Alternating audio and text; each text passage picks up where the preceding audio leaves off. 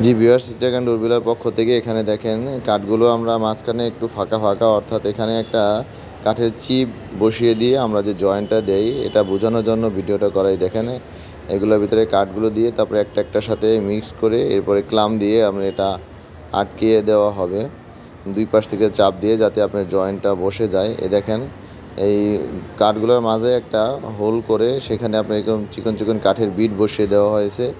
এরপরে এটার উপরে আপনার গাম দিয়ে এই যে এরকম হোল করা হয়েছে কাঠগুলোর মাঝ বরাবর একদম উপর থেকে নিচ পর্যন্ত হোল করে এখানে কাঠের একটা চিপ এই যে দেখেন এখানে বসিয়ে দিছি।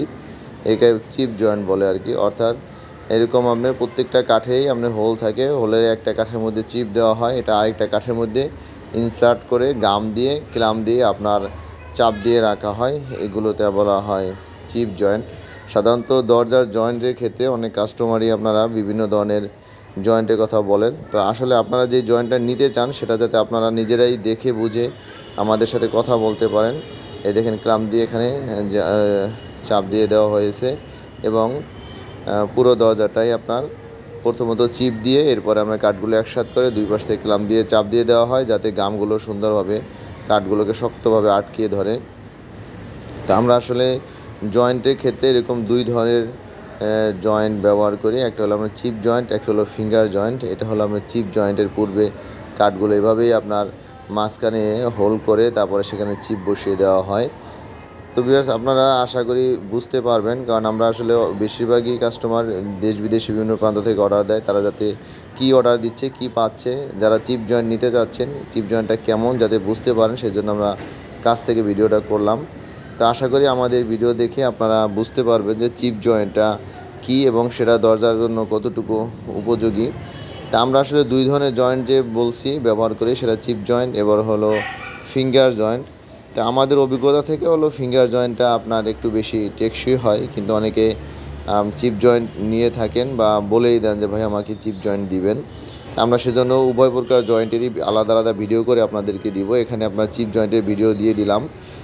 নেক্সট টাইমে আমি কোনো সময় হয়তো বা ফিঙ্গার জয়েন্ট নিয়ে একটা ভিডিও করব, তাহলে আপনারা দুইটা কম্পেয়ার করতে পারবেন যে দরজার ক্ষেত্রে আপনাদের কোন জয়েন্টটা ভালো হবে। এখানে দেখেন আমি আবারও একটু দেখে দিছি। দেখেন আপনার দরজার কাঠে যে কাঠগুলো থাকে কাঠের মাঝে এরকম হোল করে সেখানে আপনি এক স্কেল দিয়ে দেখিয়ে দিচ্ছি। দেখেন এরকম একটা পাতলা একটা কাঠের চিপ ভিতরে আমরা এভাবে বসিয়ে দিই এইরকম। এরপরে সেখানে গাম দিয়ে দুইটা কাঠ আপনার পাশাপাশি চাপ দিয়ে জোড়া লাগিয়ে দেওয়া হয়। এটা সহজে আর ছোটার কোনো সম্ভাবনাই নাই, যেহেতু এখানে খুবই ভালো মানের আঠা ব্যবহার করা হয়। তো যেটা আপনার অনেক সময় দেখা যায় দরজার জয়েন্টগুলোতে কখনো কখনো একটু চির ধরে বা ফাঁকা দেখা যায়, সেটা আসলে গামের দুর্বলতার কারণে আর কিছুটা হয় আপনার আবহাওয়াজনিত কারণে। তো এটা আসলে বাংলাদেশের আবহাওয়াটা আসলে তিন চারটা রকমের। বর্ষায় এক রকমের আবহাওয়া, শীতে এক রকমের আবহাওয়া, গ্রীষ্মে এক রকমের আবহাওয়া। এর একটা প্রভাব কাঠের উপরে পড়ে, যেটা আমরা আসলে ওভারকাম করতে পারি না। তো আমরা আমাদের সাধ্য অনুযায়ী অভিজ্ঞতার ভিত্তিতে দরজাগুলো তৈরি করি, যাতে আপনারা দীর্ঘদিন ধরে ব্যবহার করতে পারেন এবং নিশ্চিন্তে ব্যবহার করতে পারেন। তো ভিউয়ার্স, স্ক্রিনে আমার নাম্বার দেওয়া থাকবে, যদি আপনারা আরও কিছু জানতে ইচ্ছা হয় স্ক্রিনে আমার নাম্বার আছে, কল দিতে পারবেন। আমি কলগুলো রিসিভ করি, রিসিভ করতে না পারলে কখনো আমি পরে ব্যাক করি। আর আমার হোয়াটসঅ্যাপ নাম্বার, ইমো নাম্বার দেওয়া থাকবে। আপনার কোনো কিছু জানতে ইচ্ছে হলে আমাকে সেখানে লিখে পাঠাবেন, আমি আপনাদের উত্তর দিয়ে পাঠাবো।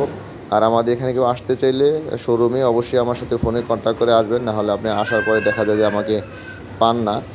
ঢাকা মোহাম্মদপুর বসিলা ব্রিজের গোড়ায় পুরাতন সরকারি প্রাইমারি স্কুলের একটু আগেই চিটাগাং ডোরবিল এখানে সাইনবোর্ড দেওয়া আছে। এভাবেই ভিউয়ার্স আমরা ভিডিওগুলো করে দিলাম, কারণ দেশ বিদেশে অনেকে আমাদের ভিডিও দেখেই অর্ডার দেন, এই জন্য এত সুন্দরভাবে ভিডিওটা করে দিলাম। তো আজকে এ পর্যন্তই, ধন্যবাদ।